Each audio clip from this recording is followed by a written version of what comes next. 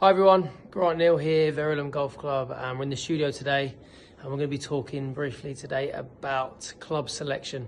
I played myself the other day. I played with 3 amateurs and club selection was a little bit of an issue, shall we say. Most of the time we get to the tee and I've got my Bushnell, so I tell them the distance and straight away they hear, 155 yards, perfect, that's my 7-iron. Not taking into account all of the factors that can affect that club choice. And we're going to talk a little bit through those today. All right. So what we've got set up here is I've been hitting a shot into a par 4. I've hit my tee shot and this is where I've ended up. Okay. So as you can see that I'm just in the rough. Okay. The wind is 16 miles an hour to the left.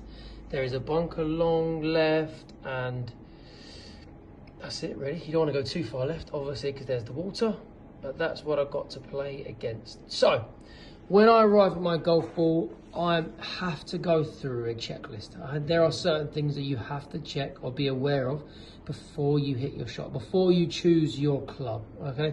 So for me, the first thing that I would check is the lie and how that ball is sitting. Now, obviously, we're inside today, we're on the mat, so the ball is sitting pretty much perfect.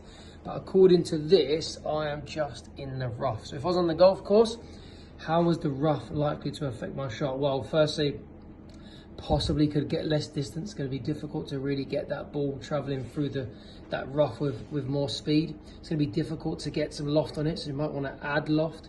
It could even be a ball lie where you could catch a flyer, okay, and that ball could shoot off even too far. So you need to judge that.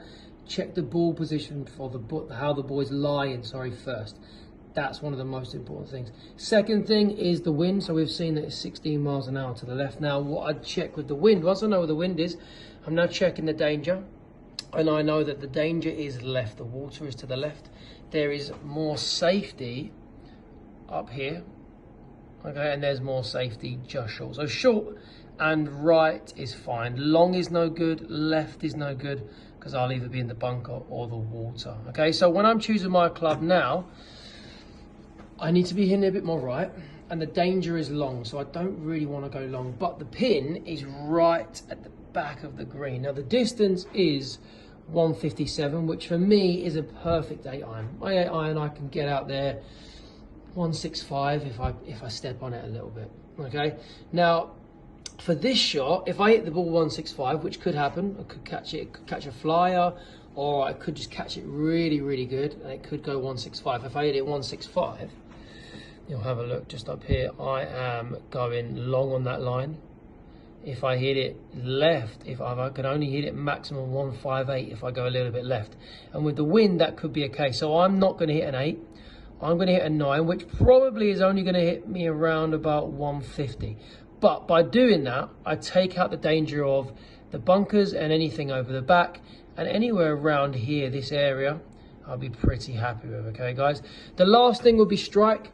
So depending on how well you're playing that day or how well in form you are, if you know that you are not striking the ball at your best, then take an extra club. Don't be afraid, guys, to take more club. 1, 2, or 3 extra clubs, depending on the wind. I'm gonna have a go now. Sorry about the camera angle, guys, but the iPhone doesn't let me spin the camera. So, as I'm setting up for this now, I've checked my lie, I've checked the wind, I've checked the danger. I can now pick my target and try to hit my shot. So I'm going to aim a little bit right and hopefully use the wind to bring this ball slightly back towards my target.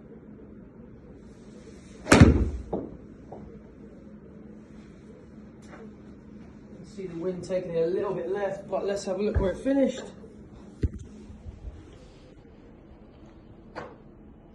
So I'm actually pin high,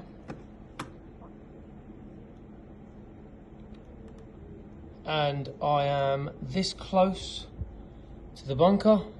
Pin is over here, so I'm pin high, guys. You can see my ball's here, flag is here. Now I was traveling from this direction to this direction. If I hit that 8-iron, which was normally that distance for me, I would have gone in the bunker. And if I'm in that bunker, I'm looking at making a bogey or even worse. But because my club selection was right, regardless of how I hit it, I've now found myself on the green in no danger, and I've got a birdie chance. So guys, good luck this week. Let me know how you get on. If there's any other factors that you can think that would affect the club selection, let me know. Cheers guys.